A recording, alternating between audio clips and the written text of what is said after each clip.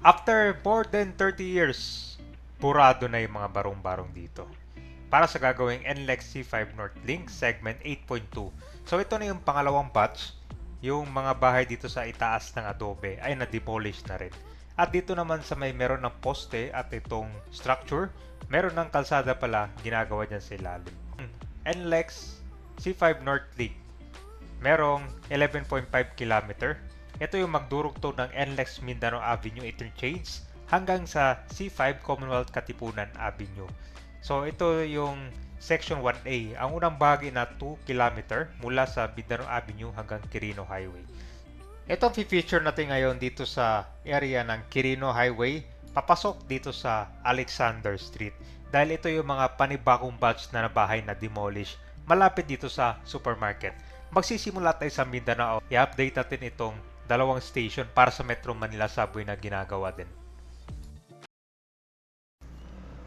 Nandito na tayo sa Mindanao Avenue at ito po yung ginagawang station para sa Metro Manila Subway, ang Tandang Sora Station. So malaki na rin yung progress dito sa kalagitnaan. No? Ito yung future new station dito malapit sa intersection.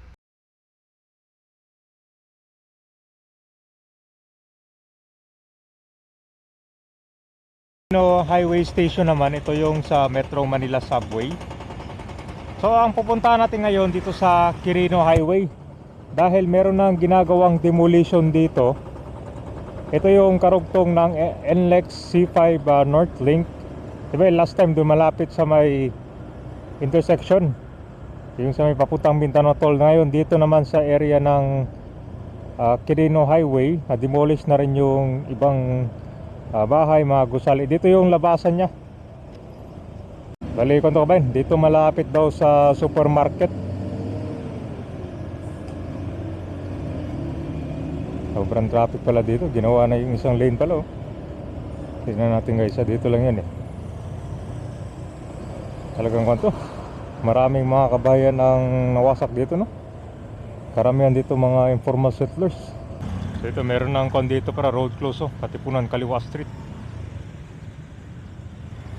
para sa NLEX segment 8.2.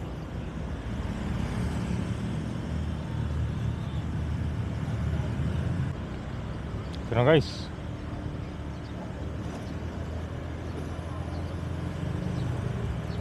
Ito na, demolish na pala, oh. Ito yung Christopher.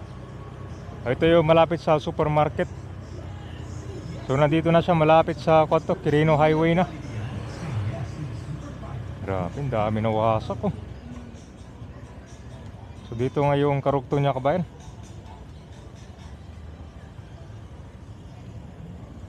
Dami na wasak, oh. Puro pala ito mga squatter area, oh. Libo-libo mga bahayan to. Dito rin sa kabila, oh. Wasak. Sabi madami, oh.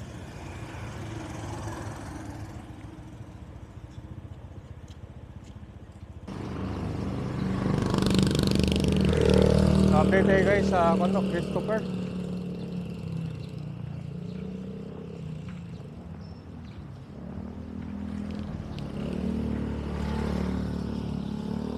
Yan pala dito, oh.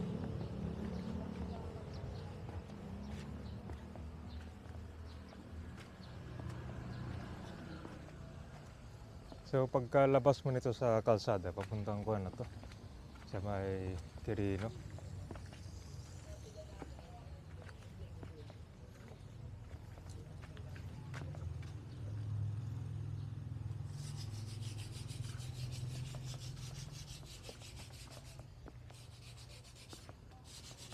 Alexander.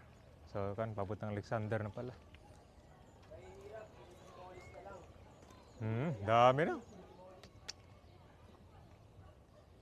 Grabe guys, so ano pala, yung huling update natin dun, no, sa may adobe, dito kasi akyatan niya. Grabe, ang dami, oh. Ito kuya, kasama pa daw dito? Yan, kasama din yan dyan? Ano, tira yan? Ay, hindi pa gigibahin to? Aso kung ba dito lang yan, yung pinakagitna lang?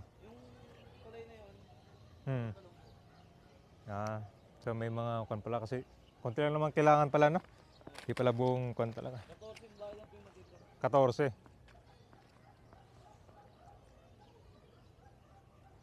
Ayun guys, may kwan dito. Ito diretso na kasi ito ng kwan, Ever. Itong Ever, tatamaan dito.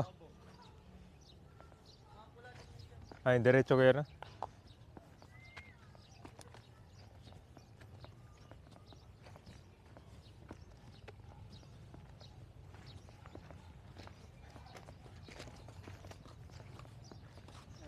Ano sir, kailangan demolish ito sir.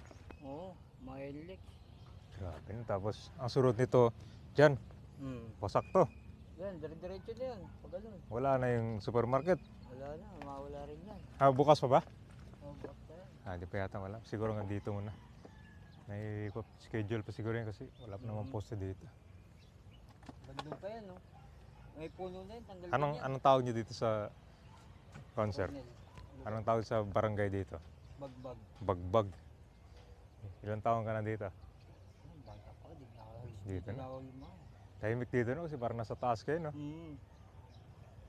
Tsaka Magulo sa kabila. saan na kayo malilipat daw ngayon? Wala, hindi naman kami namaan yung iba. Mayroon kasi na Bulacan. May kinuha silang relocation sa Bulacan. Malayo na. Tayo. Doon lang. Hindi na pwede. Yung maliit na siguro kailangan to post sila mo nilalagay dito. Kaya lang may ikon kayo sa ibabaw, may expressway no. Meron.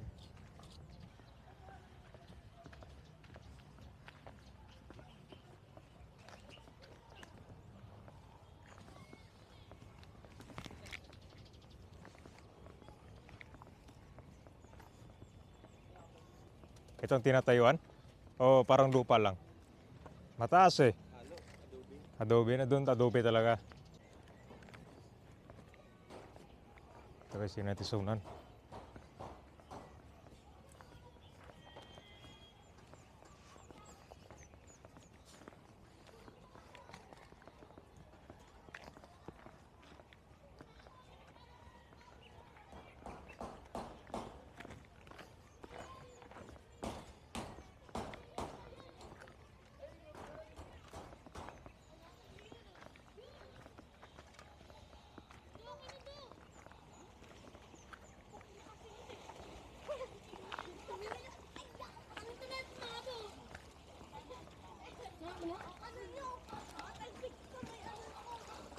Oo nga, dito nga yung karugtong guys. Okay.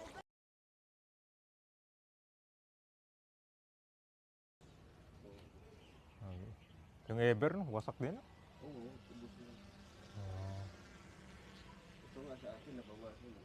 Ito sir, nabawasan sa inyo. Ito. Ito, So dito, ito. ito lang na araw. Punta doon. Okay. Kung ko sana, pabayaran ko na lang sa inyo. Ito, hindi kasama to. Ano yun sir, pag magbabayad sila hanapan ka ng titulo, ganun? Anong... Wala naman. Wala naman. Basta babayaran. Basta residensya ka lang dito. Hmm. May proof naman di ba sa barangay, no? Yata gagawin mo na dito, post next batch naman. Mabilis lang to, ilang linggo lang pag na-clear to. Pero ito siguro, gigibayin mo tong adobe dito. Pakaputin mo. Punong kahanin, ubos yan. Ubos yan. So ito mga latest batch ng mga bahay na na-demolish dito sa Barangay Bagbag, malapit sa Quirino at Alexander Street. So yung unang part na na-cover natin dito lang yun, no? Sa kalsada. Tapos itong mga bahay sa taas, ito na yung sa adobe. Mapapansin mo itong meron ng structure, may pierhead, may column. Meron na silang kalsada ginawa dito. Sinisemento na. Yan, so after more than 30 years, wipe out na yung mga barong-barong dito. Ang dami din pala no, ng mga pamilya ang kailangan mabigyan ng relocation dito at saka financial assistance. So itong mga area na to, karamihan mga squatter area yung nagiba dyan. So ito po yung NLEX C5 Northlink 8.2. May kabuang haba ito na 11.5 kilometers. Magdurugtong mula sa NLEX Mindanao Avenue Interchange hanggang sa C5 Commonwealth Katipunan Avenue. Ito yung magsisilbing missing link para makumpleto ang C5 road loop sa hilagang bahagi ng Metro Manila. Sa kanan naman, yan po yung construction ng Metro Manila Subway. So, ang construction ngayon nito kabayan, itong Section 1A pa lang to Ito yung ang unang bahagi na 2 kilometer. Mindanao Avenue, so papunta na to ng Quirino Highway.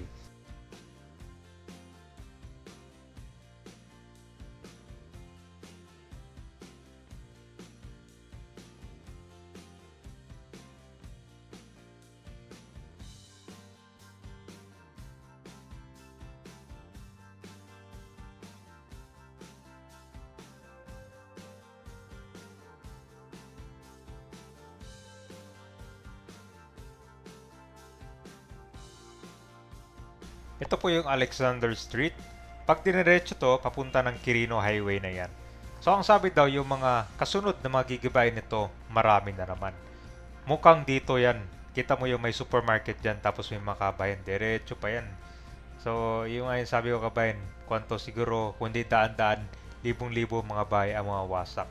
So kung naman to, malaking benepisyo rin pag natapos dahil sa biyahe, travel time na ang dating 45 minutes na biyahe mula Mindanao Avenue pa C5 ay magiging 10 minutes na lang.